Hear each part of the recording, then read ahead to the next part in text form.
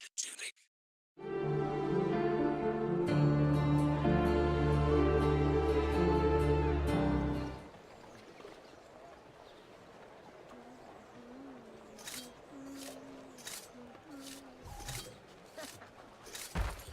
I seen you before today?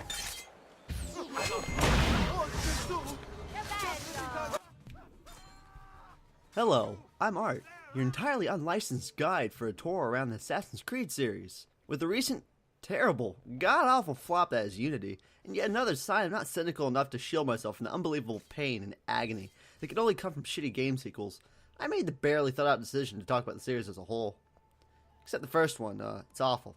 And the portable ones, didn't play those. Didn't play Rogue yet. Haven't played Liberation, and haven't played it.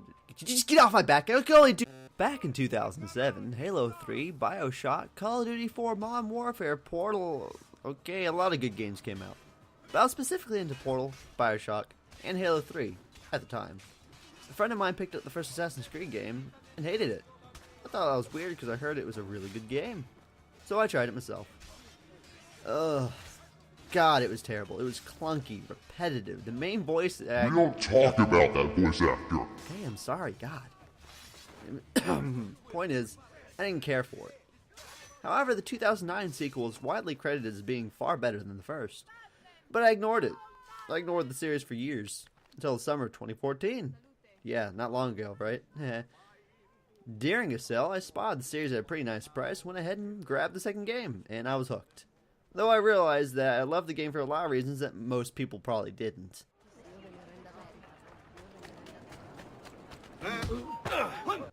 The game's wonderfully awkward at times while telling a really cool story. There's lots of weird AI quirks, fucked game logic, and outright minor bugs at times, and occasional control issues. For most people, this is not acceptable, but for me...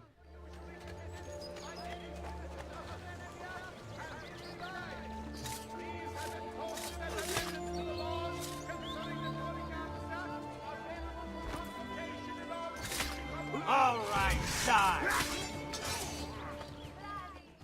The way the guards have the Call of Duty field of view, the way they're entirely spatially unaware, the way they try so hard, and yet merely hitting a counter button leaves them deceased. It's not a particularly hard game, and the only difficult points can be accomplished with a couple of smoke bombs. The game makes you feel like an overpowered assassin, and the gamey feel really helps this for me. So, the game was fun, and what flaws it had were endearing in the end anyway. So, what about the story I mentioned? Allow me to quickly skim the first game's story. Fucking...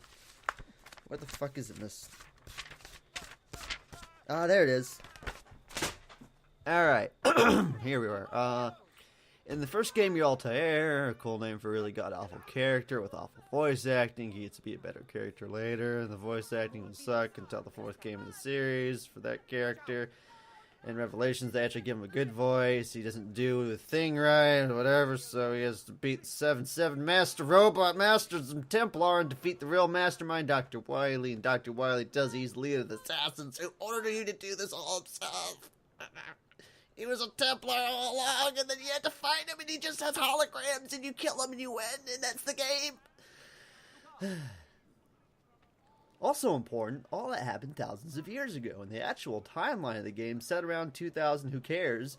Well, I guess someone cares. And you're a dude called Desmond, who the Templars are putting in a giant laid-down virtual boy. In addition to causing eye strain and headaches, causing Desmond to hallucinate, this device allows you to relive your ancestors' past through your DNA, which is not science, but fuck you.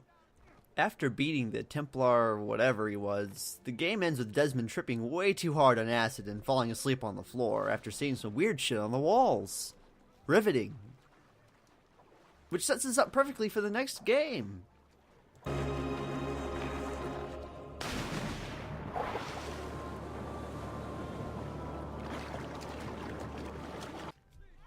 In the second game, Desmond is woken up by some chick who jailbreaks him. They fight their way out, and they drive off somewhere to do more Virtual Boy shit, leading to whose life you relive next. You're now an Italian teenager named Ezio Auditore, which is also the name of my audio recording software. Your family is secretly all assassins. Your dad's assassins. Your mom's assassins. You're assassins. You don't even know it yet. Oh my god. That's so deep, man.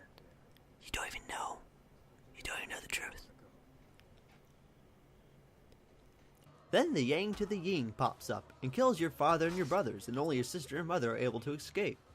Your grandfather is labeled Templar, just like in the last game. And Templar are, to sum up, Illuminati, Catholics, evil, evil, world domination, evil, bad guy, Bowser, Ganondorf, evil, evil, the darkness, evil, evil. Also, not good. And also, they, by the way, they took candy from a baby. They're not good. They're bad. And you have to stop them almost entirely by yourself, outside of a few other characters like Super Mario and Thomas Edison. You also get to fly, which is pretty good. I mean, they can't fly. You can fly. But the Templar, they can't fly. So you have a big edge on them, which is pretty good. Also, look, you can kick them while you're flying, and they can't do anything about it. Also, fire lets you fly higher. It is a thing you can do. That's how physics works. You know, you make a big bonfire, and if you're in a hang glider, you just shoot up in the sky like a rocket. Why is this happening? What the fuck is this game? I love it so much, but it's so stupid.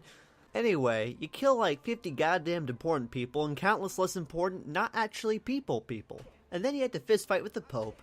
Then the Matrix tells you that 2012 is real. Bend over and have a good day. And that's Assassin's Creed 2. And that's also it for this video. I cannot say for sure when I'll cover the Ezio trilogy, but I can say for sure it'll be on February 23rd, and, well, obviously I know what I'm talking about. I mean, I'm the guy making the videos. Also, this video is about to abruptly end, outside, of course, of the credit sequence, so yeah, get ready for that. Here it comes.